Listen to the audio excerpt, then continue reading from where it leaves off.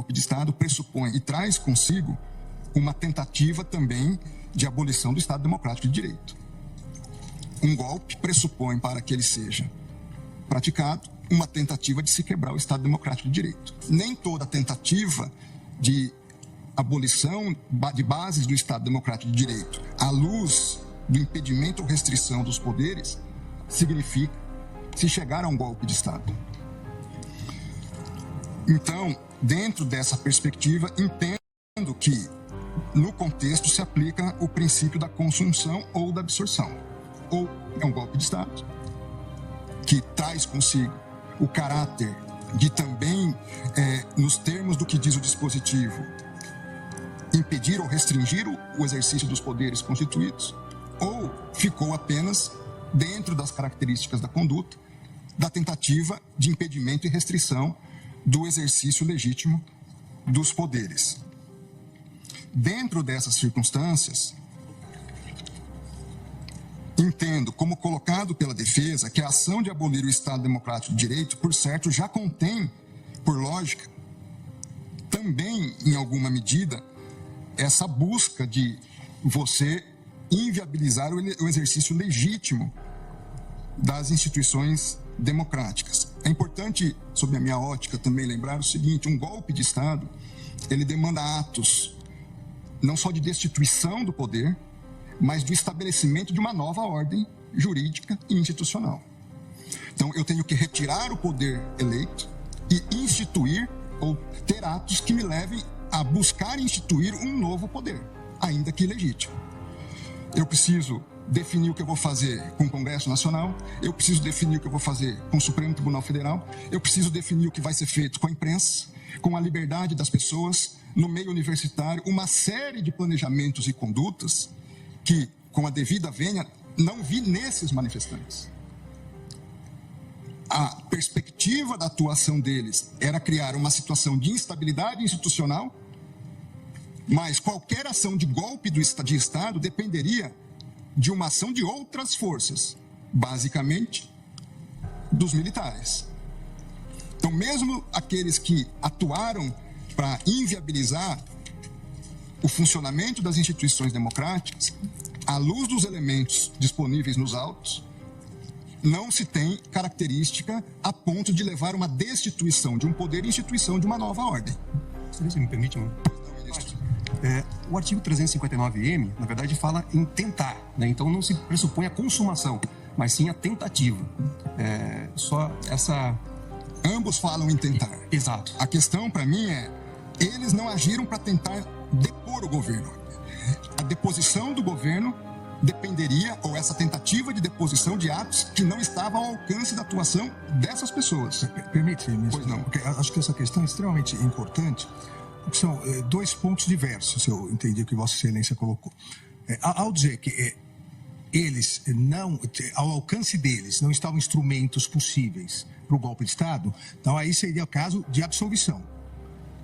Que eu também justifico como uma tentativa idônea. Essas pessoas... Exato. Então, aí seria absolvição. Uma outra questão que eu acho que é mais importante do ponto de vista até para fixação de jurisprudência da Corte é a absorção ou não. O princípio da concussão. E por que isso? Me parece que são dois crimes, como disse, absolutamente autônomos. Até porque o ânimos é diverso. E eu dou dois exemplos, um histórico. O golpe de 64, vamos dizer que não tivesse dado certo. Mas qual foi o golpe militar de 64? Trocar o presidente da República, João Goulart. Não foi, em momento algum, tentar mexer com a estrutura dos outros poderes, até porque, lamentavelmente, os demais poderes aderiram. Então, você consegue vislumbrar uma tentativa de golpe na troca do poder, na troca daquele que foi legitimamente e democraticamente eleito como uma conduta autônoma. O que, na minha opinião, no meu voto, eu entendi, ao prever a intervenção, ao pedir a intervenção federal, se pretendia trocar o presidente eleito pelo candidato que perdeu. Esse é um crime. A outra coisa é atacar o funcionamento do Supremo Tribunal Federal ou do Congresso Nacional com a invasão, impedindo a atuação.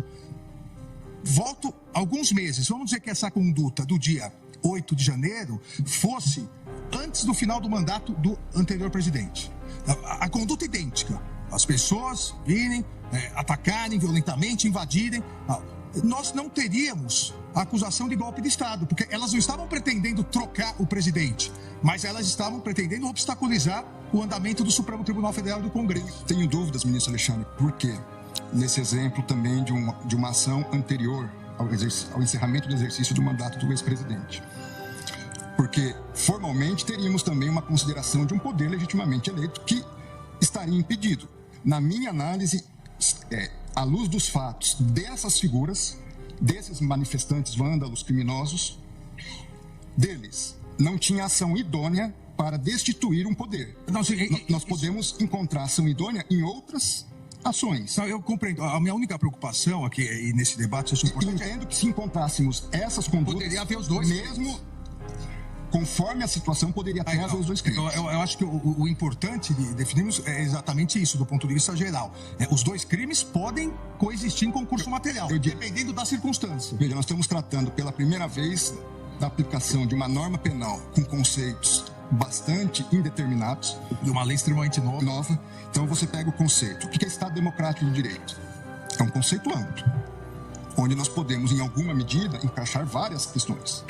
Foi a primeira vez que nós tivemos manifestações violentas em Brasília? Não.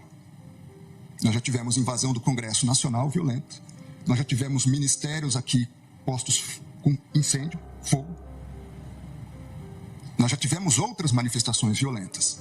É verdade que penso que foi a primeira vez no Supremo Tribunal Federal. Foi. Mas em outros contextos, não. 5 coronéis comandantes da PM estão presos.